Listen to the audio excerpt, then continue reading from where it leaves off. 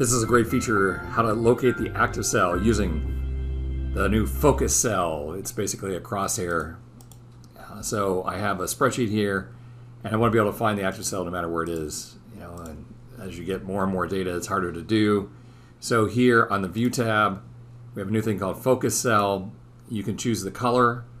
I'm going to go with green, maybe that green right there, right? And see what happens as we move around. The crosshairs let you find the location. Now, a couple things I was curious about. This formatting does not overwrite any other formatting that's there. So if I go over to this blue section, we kind of get blue on top of the green. When I go away, the blue comes back. We used to have a way to do this in VBA using conditional formatting, and it would tend to overwrite all of the formatting that was there, depending on whose method you used.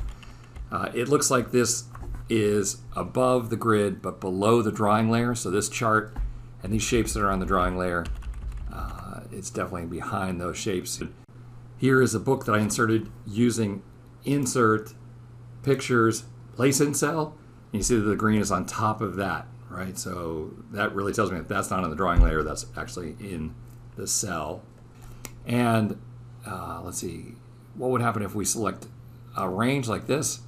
All right, it's only going from the active cells. So even though 3 columns are selected in 5 rows, it's just getting that top row. Unless you are evil and you've merged a cell. So here I merged all of these rows into one cell, and then it's highlighting all 4 of those. All right, but that will never happen to you because you would never merge cells, would you?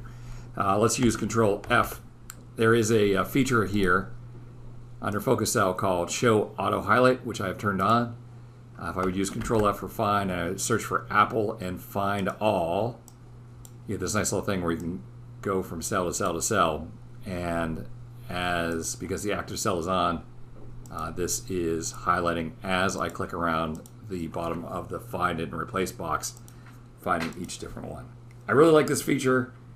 We used to, go to all kinds of extreme lengths to add VBA to do it, and now it's just there. Right, so they did a great job. You can change the color. I don't know if you really want to change the color to something really dark, like you want black.